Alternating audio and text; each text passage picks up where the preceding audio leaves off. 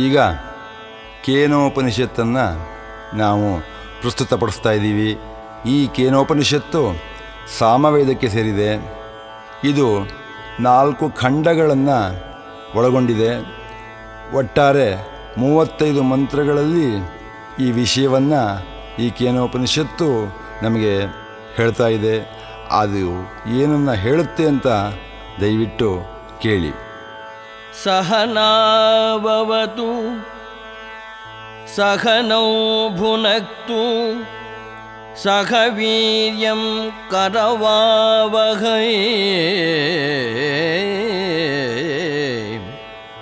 ಸಹನಾವವತು ಸಹನೌ ಭುನಕ್ತು ಸಹ ವೀರ್ಯಂ ಕರವಾವಹೈ ತೇಜಸ್ವಿನಾವಧೀತಮಸ್ತು ತೇಜಸ್ವಿನಾವಧೀತಮಸ್ತು ಮಾ ವಿದ್ವಿಷಾವಹೈ. ಓಂ ಶಾಂತಿ ಶಾಂತಿ ಶಾಂತಿ.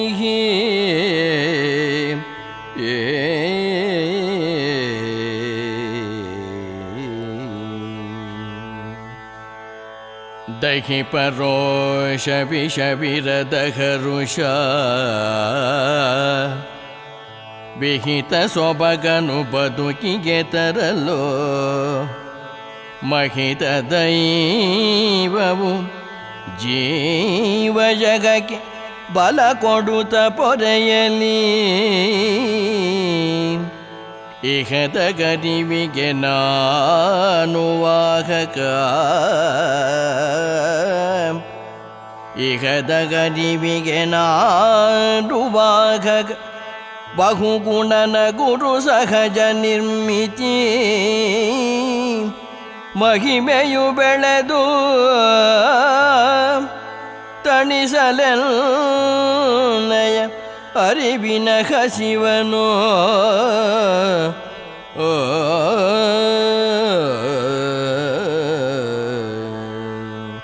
ಆ ಪರಮಾತ್ಮನು ನನ್ನನ್ನು ಮತ್ತು ನನ್ನ ಗುರುವನ್ನು ಜೊತೆ ಜೊತೆಯಾಗಿ ಪೋಷಿಸ್ತಾ ಜೊತೆ ಜೊತೆಯಾಗಿ ಕರ್ಕೊಂಡು ಹೋಗಲಿ. ಗುರುವಿಗೆ ಒಳ್ಳೆಯದಾಗಲಿ. ಗುರುವಿನಿಂದ ನನ್ನ ಕಾರ್ಯಕ್ಷಮತೆ, ನನ್ನ ಜ್ಞಾನದಾಹ ಇಂಗುವಂತಹ ಒಂದು ಕ್ರಿಯೆ ಸಂಪನ್ನವಾಗಿ ನಡೀಲಿ. ನಮ್ಮ ಮಧ್ಯೆ ಯಾವುದೇ ಭಿನ್ನಾಭಿಪ್ರಾಯ, ಯಾವುದೇ ದ್ವೇಷ, ಅಸೂಯೆ ಬರದೇ ಇರಲಿ. ನಾನು ಜ್ಞಾನದ ವಾಹಕನನು. ಗುರು ನನಗೆ ಏನನ್ನು ಕೊಡ್ತಾನೋ ಅದನ್ನು ನಾನು ಮುಂದಿನ ದಿನಗಳಲ್ಲಿ ನನ್ನ ಶಿಷ್ಯರಿಗೆ ಕೊಡಬೇಕು. ಹಾಗಾಗಿ ಆ ಗುರುವಿನ ಮಹಿಮೆ ಬೆಳೀಲಿ, ಗುರುವಿಗೆ ಒಳ್ಳೆಯದಾಗಲಿ. ಆ ಗುರು ನನ್ನ ಜ್ಞಾನದಾಹವನ್ನು ನೀಗಿಸಲಿ. ಇದು ಈ ಶಾಂತಿ ಮಂತ್ರದ ಅರ್ಥ. ಆಪ್ಯಾಯಂತು ಮಮಾಂಗಾನಿ ವಾ ಪ್ರಾಣಶ್ಚಕ್ಷುಃ ಶ್ರೋತ್ರಮಥೋ ಬಲಮಿಂದ್ರಿಯಾಣಿ ಚ ಸರ್ವಾಣಿ. ಸರ್ವಂ ಬ್ರಹ್ಮೋಪನಿಷದಂ ಮಾ ಅಹಂ ಬ್ರಹ್ಮ ಮಾ ಅಹಂ ಬ್ರಹ್ಮ ನಿರಾಕುರ್ಯಾಂ ಮಾ ಬ್ರಹ್ಮ ನಿರಾಕರೋತ್. ಅನಿರಾಕರಣಮಸ್ತು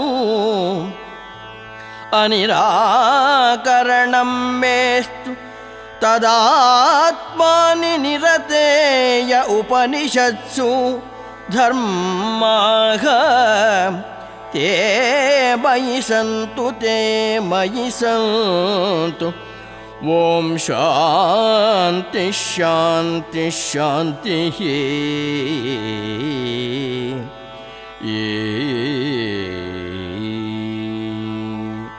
ಅನುದಿನವು ಎನ್ನಾತ್ಮ ನೇತ್ರನಾಲಿಗೆ ಕಂಡ ಮನಗಳು ಸಮಸ್ಥಿತಿಯಲ್ಲಿದ್ದು ಸರ್ವಾಂಗಗಳು ಅನುಪಮ ಸಮಸ್ಥಾಯಿಯಲ್ಲಿ ವೃದ್ಧಿಸುದ ಲೋಕಕಾಯಕದಲ್ಲಿ ತೊಡಗಿರಲಿ. ಅನುಗುಣದನಿಳೆಯ ಕಣಕಣಗಳಲ್ಲಿ ಉಪನಿಷದು ಅನುಮೋದಿಸುವ ಬೊಂಬಗೀತೆ ಅನುರಣಿಸುತ್ತಿರೇ. ಅನುನಯಿಸುವೆನು ದೈವವನು, ಅನುನಯಿಸುವೆನು ದೈವವನು,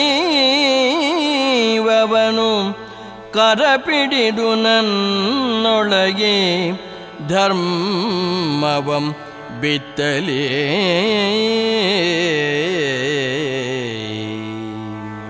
ನನಗೆ ತುಂಬ ಕಲಿಯಬೇಕು, ತುಂಬ ಅಧ್ಯಯನ ಮಾಡಬೇಕು ಅನ್ನತಕ್ಕಂತಹ ಆಕಾಂಕ್ಷೆ ಇದೆ. ಆ ಆಕಾಂಕ್ಷೆ ಸಫಲವಾಗಬೇಕಾದರೆ ಮನಸ್ಸು ಚೆನ್ನಾಗಿದ್ದರೆ ಮಾತ್ರ ಸಾಲದು, ದೇಹವೂ ಚೆನ್ನಾಗಿರಬೇಕು. ನನ್ನ ಪ್ರಾಣ, ಮಾತು, ಕಣ್ಣು, ಕಿವಿ, ಶಕ್ತಿ ಎಲ್ಲವೂ ಕೂಡ ವೃದ್ಧಿಸ್ತಾ ಹೋಗಲಿ. ನಾನು ಏನೇನು ನೋಡ್ತಾ ಇದ್ದೀನೋ ಎಲ್ಲವೂ ಕೂಡ ಉಪನಿಷತ್ತುಗಳಲ್ಲಿ ಹೇಳ್ತಾ ಇರ್ತಕ್ಕಂತಹ ಬ್ರಹ್ಮವೇ ಹೌದು.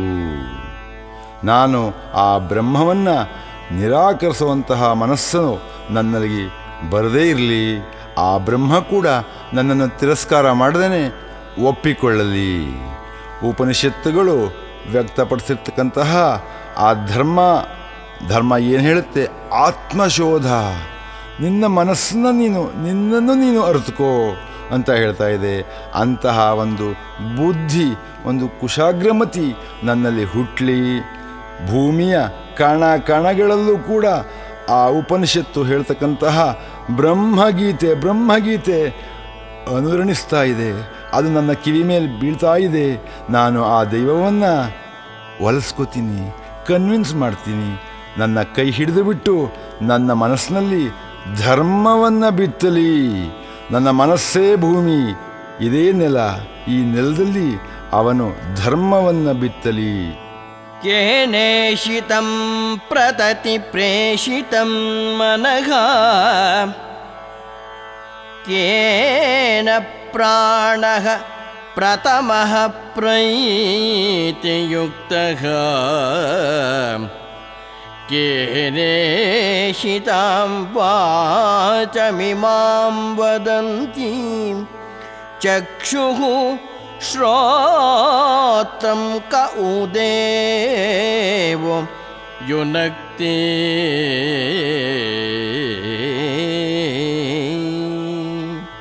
ಅರಿವಿನ ಹಸಿವಿನಲಿ ವಿನಯದಿಂ ಗುರುಚರಣದಲ್ಲಿ ತರಳ ಶಿಷ್ಯನು ವಿರಮಿಸಿ ಸರಳ ಪ್ರಶ್ನೆಗಳ ಪುಷ್ಪದಲ್ಲಿ ಪೂಜಿಸಿದ.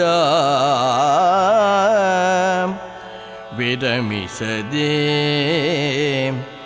ಯಾವ ತಳ ಸೂತ್ರದಿ ಪರಮಶಕ್ತಿ ಅಭೌತಮನವನು ಪೊರೆಯುತ ತಡೆರಹಿತ ಚಲನ ನೀಡುವುದು ಗುರುದೇವ.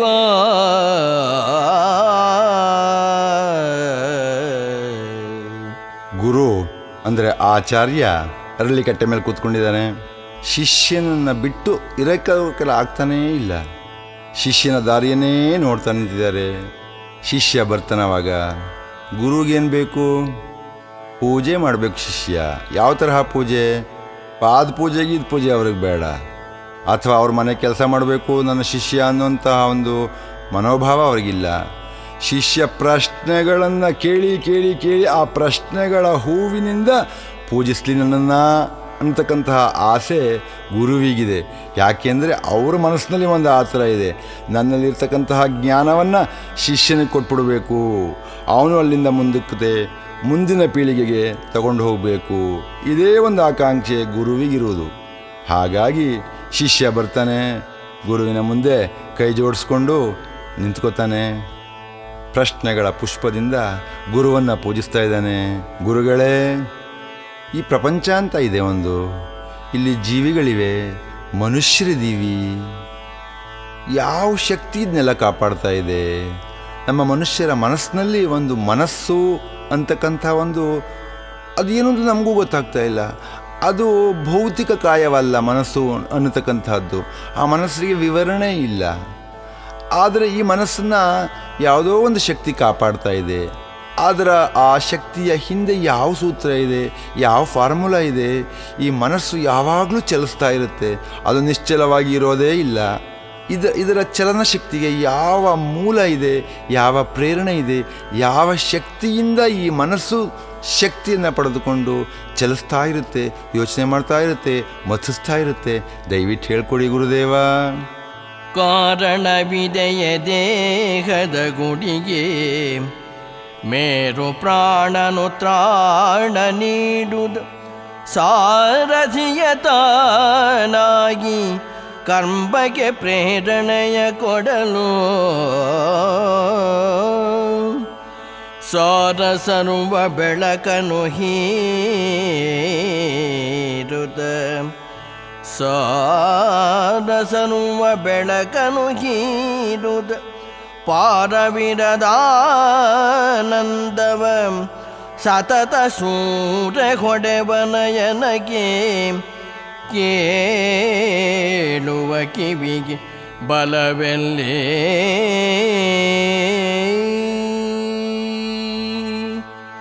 ಗುರುಗಳೇ, ಒಂದು ತುಂಬ ದೊಡ್ಡ ಡೌಟು.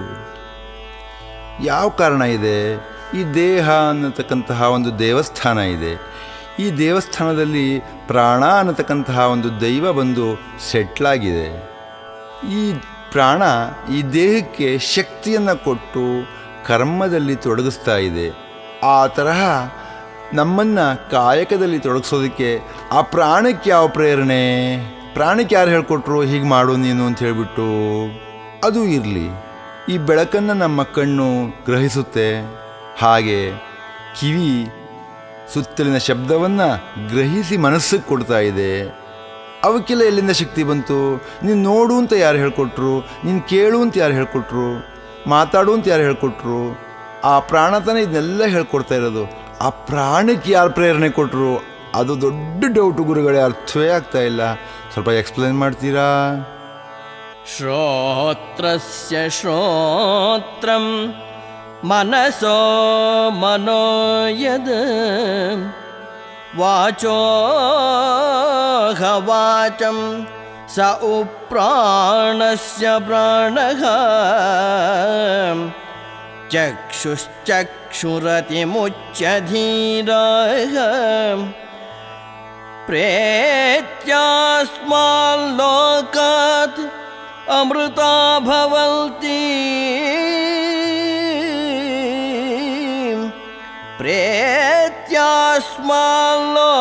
ಪ್ರೇತ್ಯಾಸ್ಮಾಲ್ಲೋಕಾತ್ ಅಮೃತಾ ಭವಂತಿ.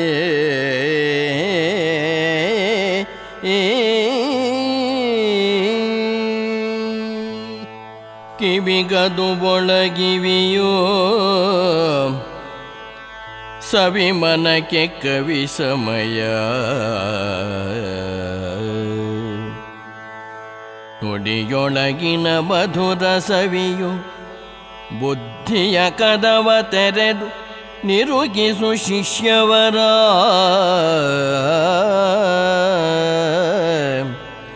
ನವಸಿರಿಯ ನಿಜ ನೋಟ ನಯನವ ಸವರುತ್ತಿರಲು ಕುಶಲಮತಿಗಳಲ್ಲಿ ಸವೆಯದ ಆತ್ಮಗಣ ಸುಧೆಯಾಗಿ ಹರಿವುದು ಎದೆಯೊಳಗೆ.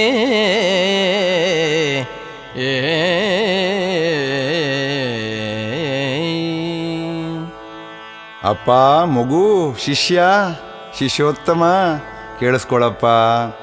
ನಿನ್ನ ಕಿವಿ ಅಂತ ಒಂದಿದೆ, ನಿನ್ನ ಕಿವಿ ಕೇಳಿಸ್ಕೊಳುತ್ತಾ? ಕೇಳಿಸ್ಕೊಳ್ಳೋದಿಲ್ಲ ಅಲ್ವಾ?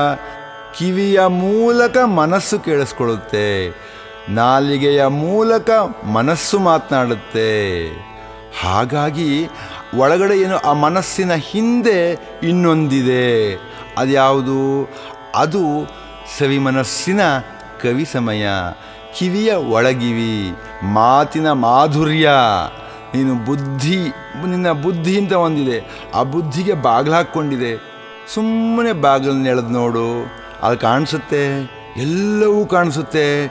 ಇಡೀ ಭೂಮಿ ಮೇಲೆ ಎಂತಹ ಸುಂದರವಾದಂತಹ ದೃಶ್ಯಗಳಿವೆ. ಇವೆಲ್ಲವೂ ನಿನ್ನ ಕಣ್ಣಿಗೆ ಆನಂದದಾಯಕವಾಗಿವೆ. ಇದನ್ನೆಲ್ಲ ಮಾಡ್ತಿರತಕ್ಕಂತಹ ಸಂದರ್ಭದಲ್ಲಿ ನೀನು ನೋಡಿದರೆ ನಿನ್ನ ಮನಸ್ಸಿನ ಆ ಕುಶಲಮತಿ ಅಂತ ಏನಿದೆ ಅದರೊಳಗಡೆ ಆತ್ಮಕಣ ಅಂತ ಒಂದಿದೆ. ಅದು ನೀನು ಎಲ್ಲವನ್ನೂ ಅರ್ಥ ಮಾಡಿಕೊಂಡ್ರೆ ಸುಧೆಯಾಗಿ ಅದೇ ಒಂದು ಸುಧಾ ಸಮುದ್ರವಾಗಿ ನಿನ್ನ ಎದೆಯೊಳಗಡೆ ಹರಿತ ಹರಿತ ಹರಿತ ಅಲೆಗಳನ್ನು ಬೀಸ್ತಾ ಇರುತ್ತೆ. ಆ ಜ್ಞಾನ ಅನ್ನತಕ್ಕಂಥದ್ದು ಬುದ್ಧಿಯ ಕದವನ್ನು ತೆರೆದರೆ ನಿನ್ನೊಳಗಡೆ ಬಂದು ಸೇರುತ್ತೆ. ನ ತತ್ತ ಚಕ್ಷುರ್ಗಚ್ಚತಿ ನ ವಾ ಗಚ್ಚತಿ ನೋ ಮನಃ ನ ವಿದ್ಮೋ ವಿಜಾನೀಮೋ ಯಥೈತದನುಶಿಷ್ಯಾತ್ ಅರಿಯಲಾಗದು ತರ್ಕದಲವನ ಬರಿ ನುಡಿಯು ಬಣ್ಣಿಸದವನ ಗುಣ ಪರಿ ವಿವರಣೆಯಲ್ಲಿ ಶಿಷ್ಯಗೆ ಕಲಿಸಲಸದಳವೋ ಹೊರನಯನ ವಾಕ್ಯೇಂದ್ರಿಯ ಮನಸ್ಸು ಅರಿಯುವ ಆಕೃತಿ ಶಬ್ದ ಪರಿಮಳ ಹರುಷ ಗುಣ ವರ್ಣ ರಸದ್ರವ್ಯ ಶರೀರವಿರದವನ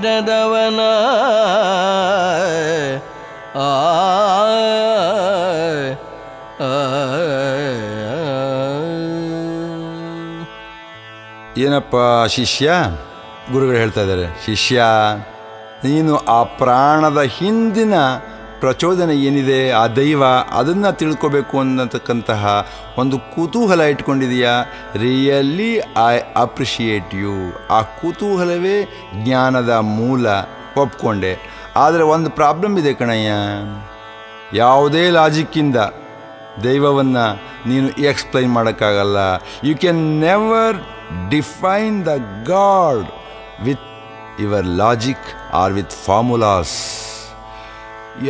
ನಾನು ಏನೇನೇ ವಿವರಣೆ ಕೊಟ್ಟರೂ ಕೂಡ ನಿನಗೆ ಅದನ್ನು ಅರ್ಥ ಮಾಡ್ಕೊಳ್ಳೋಕೆ ಸಾಧ್ಯ ಇಲ್ಲ. ನಾನು ಯಾತಕ್ಕೆ ಗೊತ್ತಾ, ಆ ಭಗವಂತನಿಗೆ, ಆ ಪರಮಾತ್ಮನಿಗೆ, ಆ ಪರಮ ಕಣನಿಗೆ ಕಣ್ಣಿಲ್ಲ, ಮಾತಿಲ್ಲ, ಬಾಯಿಲ್ಲ, ಮನಸ್ಸಿಲ್ಲ, ಆಕೃತಿ ಇಲ್ಲ, ಶಬ್ದ, ಪರಿಮಳ, ಹರ್ಷ, ದುಃಖ, ಗುಣ, ಬಣ್ಣ, ರಸ, ದ್ರವ್ಯ ಯಾವುದೂ ಇಲ್ಲ ಕಣಯ್ಯ.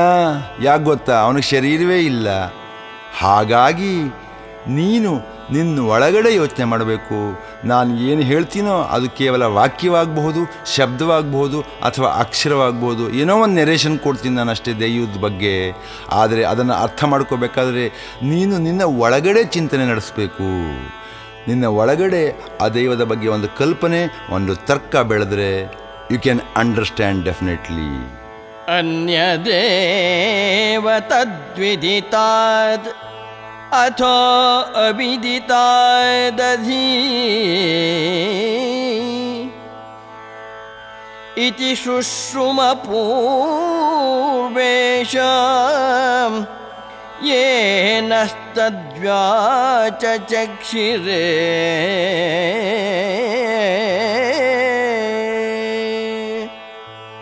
ಮನುಜ ಕಲ್ಪನೆ ಮೀರಿ ಪರಮನು ಮನ ಕೆಟುಕಿತೆನೆ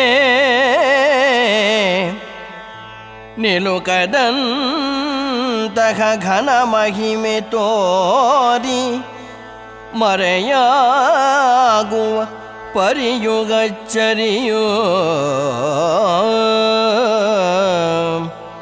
ಕನಸು ಬನಸುಗಳ ನಡುವೆ ಜಿಗಿವ ಜನಕನೊಳ ಮರ್ಮವನು ಋಷಿಗಳು ವಿನಯದಿಂ ತಪಗೈದು ಶೋಧಿಸಿ ಚಿತ್ರ ಬರೆದಿಗರು.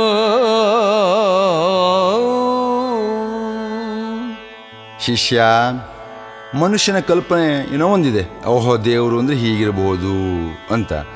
ಆದರೆ ಆ ಕಲ್ಪನೆಯನ್ನು ಮೀರಿ ದೈವ ಒಂದೊಂದ್ಸಲ ಸಿಕ್ಕೇ ಬಿಡುತ್ತೆ. ನಮ್ಮ ಕಣ್ಣಿಗೆ ಕಾಣಿಸ್ಬಿಡ್ತೋ ಏನಪ್ಪ ಅನ್ನೋ ಒಂದು ಗಲಿಬಿಲಿ ಆಗುತ್ತೆ. ಅದು ಕಾಣಿಸುತ್ತೆ ಆದರೆ ಕಾಣಿಸಲ್ಲ, ಮನಸ್ಸಿಗೆ ಸಿಕ್ಕುತ್ತೆ ಆದರೆ ಸಿಕ್ಕಲ್ಲ, ಬಂದು ನಿಂತ್ಕೊಳ್ಳುತ್ತೆ, ಮುಂದಿನ ನಿಮಿಷ ಮರೆಯಾಗ್ಬಿಡುತ್ತೆ. ಇದೆಂಥ ಒಂದು ಆಶ್ಚರ್ಯ ಅಲ್ವಾ? ಇದು ಕನಸು ಮನಸ್ಸುಗಳ ನಡುವೆ ಆ ದೈವ ಆಕಿ ಕಡೆ ಓಡಾಡ್ತಾ ಇರುತ್ತೆ.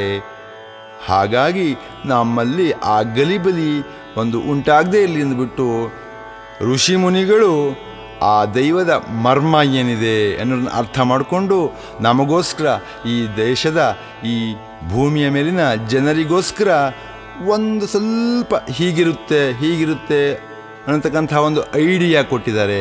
ಆ ಐಡಿಯಾಗಳನ್ನು ಉಪಯೋಗಿಸ್ಕೊಂಡು ನೀನು ದೈವವನ್ನು ನಿರೂಪಿಸೋದಕ್ಕೆ ಒಂದು ಅವಕಾಶ ಇದೆ, ಪ್ರಯತ್ನ ಮಾಡಬಹುದು ಅಂತ ಗುರುಗಳು ಹೇಳ್ತಾ ಇದ್ದಾರೆ. ಯದ್ವಾಚಾನಭ್ಯುದಿತಂ ಯೇನ ವಾಗ್ಭ್ಯುಜ್ಯತೆ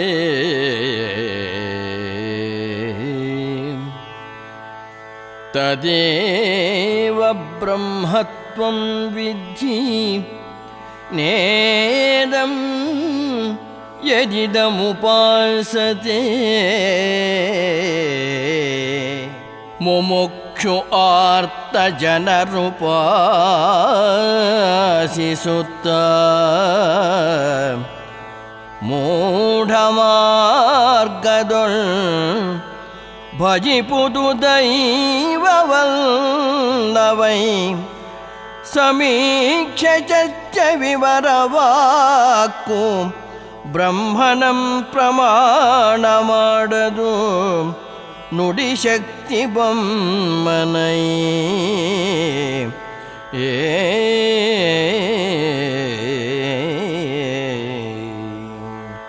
ನೋಡಪ್ಪ ಶಿಷ್ಯ, ಈಗ ಆ ಬ್ರಹ್ಮ, ಆ ದೈವ ಅನ್ನೋದು ಹೇಗಿದೆ ಅಂತ ನೀನು ತಿಳ್ಕೊಬೇಕಾದ್ರೆ ನಾವು ಫಸ್ಟ್ ನೆಗೆಟಿವಿನಲ್ಲಿ ಹೋಗ್ಬಿಡೋಣ.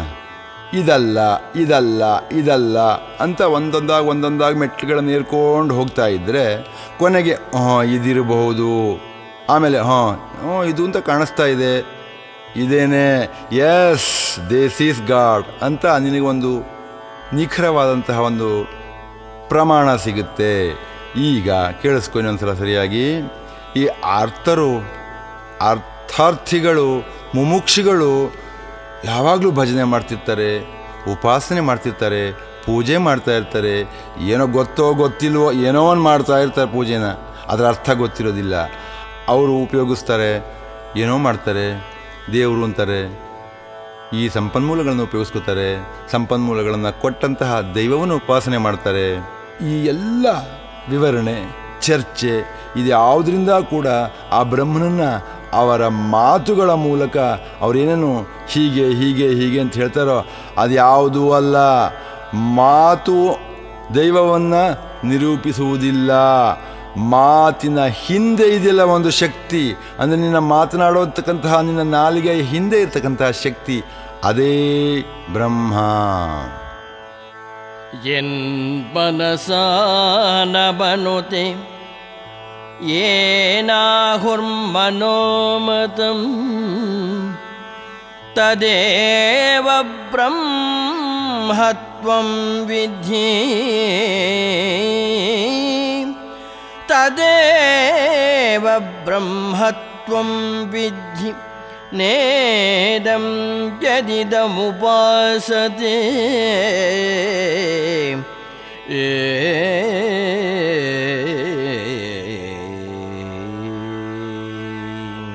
ಸುಮಾನ ಆಸೆಗಳಲ್ಲಿ ಉಪಾಸಿಸುತ್ತ ಭಕ್ತಿ ಮಾರ್ಗದೊಳ್ ಭಜಿಪುದು ದೈವವಲ್ಲವೈ ವಿಮಾನ ವೇಗದ ಮನದಾಡ್ ಬ್ರಹ್ಮನಂ ಪ್ರಮಾಣ ಮಾಡದು ಮನಶಕ್ತಿ ಬೊಮ್ಮನೈ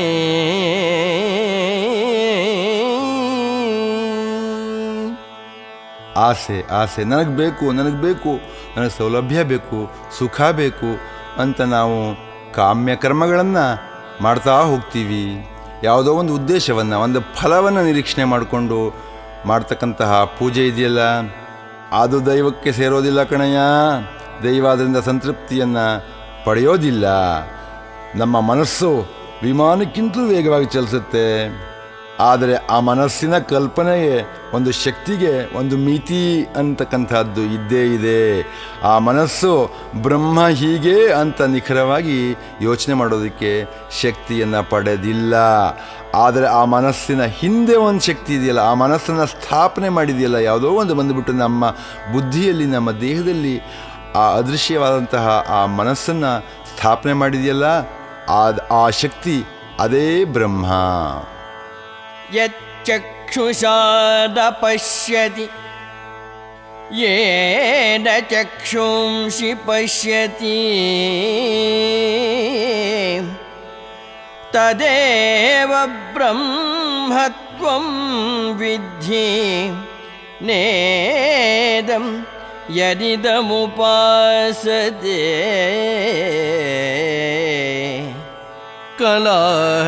ಕಲಾನಿಕೇತನನ ಅದ್ಭುತಂಗಳಂ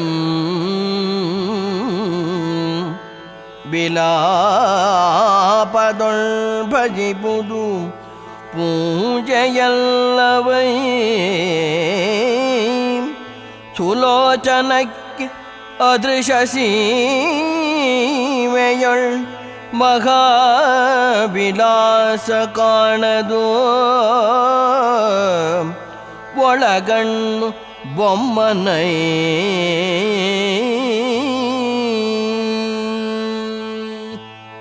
ಏನನ್ನೂ ಯೋಚನೆ ಮಾಡ್ದೇನೆ ಸುಮ್ಮನೆ ಬ್ಲೈಂಡಾಗಿ ಏನೋ ಮಾಡಪ್ಪ ಪೂಜೆ, ಅದು ದೇವರಿಗೆ ಸಂದಾಯವಾಗೋದಿಲ್ಲ, ಅದು ದೇವರನ್ನು ತಲುಪೋದಿಲ್ಲ, ಅದು ಬ್ರಹ್ಮ ಅಲ್ಲ. ಯಾವುದನ್ನು ಕಣ್ಣು ನೋಡೋದಕ್ಕೆ ಶಕ್ತಿ ಇಲ್ವೋ, ಆದರೆ ಯಾವುದರ ಬಲದಿಂದ ನಮ್ಮ ಕಣ್ಣು ನೋಡುತ್ತೋ, ಅಂದರೆ ನಮ್ಮ ಒಳಗಣ್ಣು, ಕಣ್ಣಿನ ಹಿಂದೆ ಒಂದು ಕಣ್ಣಿದೆ, ಅದು ಈ ಕಣ್ಣಿಗೆ ನೋಡುವ ಶಕ್ತಿಯನ್ನು ಕೊಡುತ್ತೆ. ಆ ಒಳಗಣ್ಣೇ ಬ್ರಹ್ಮ. ಯಚ್ಛ್ರೋತ್ರೇಣ ನ ಶೃಣೋತಿ ಯೇನ ಶ್ರೋತ್ರಮಿದಂ ಶ್ರುತಂ ತದೇವ ಬ್ರಹ್ಮತ್ವಂ ವಿದ್ಧಿ ನೇದಂ ಯದಿದಮುಪಾಸದೆ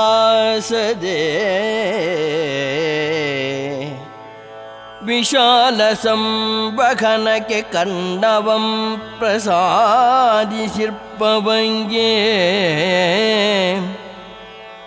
ಭಜನೆ ಬೊಬ್ಬೆ ಬೇಡವೈ ವಶಕ್ಕೆ ಮೀರಿತವನ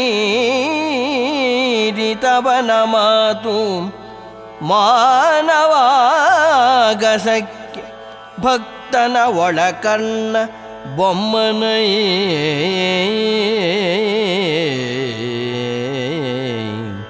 ಈ ಕಿವಿ ಅಂತ ಒಂದನ್ನು ಭಗವಂತ ನಮಗೆ ಕೊಟ್ಟಿದ್ದಾನೆ ಅಂತ ನಾವು ಅಂದ್ಕೊಂಡಿದ್ದೀವಿ.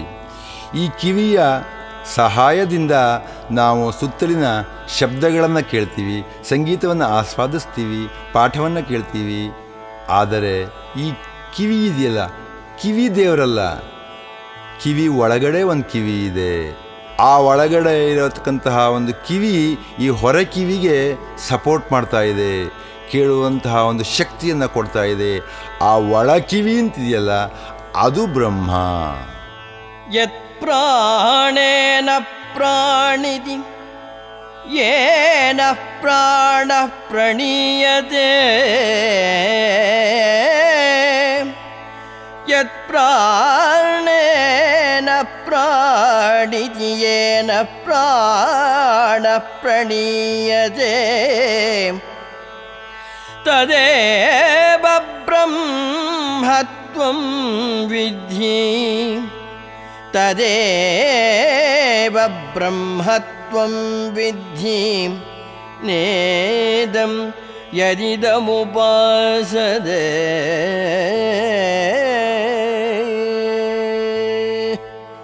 ಸುಗಂಧವೇ ನಿಜ ಗುಣವಾದ ಪೃಥ್ವಿಯೊಳ್ ಮೊಗಕ್ಕೆ ಭೂಷಣ ನಿಧಿ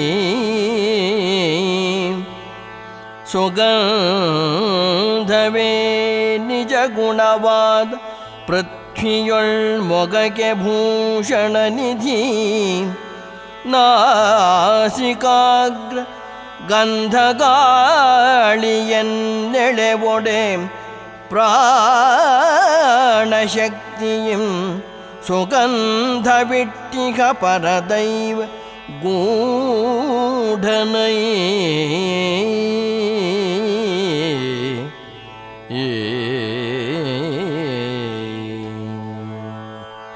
ಗಂಧವತಿ ಪೃಥಿವಿ ಅಂತ ಹೇಳ್ತಾರೆ.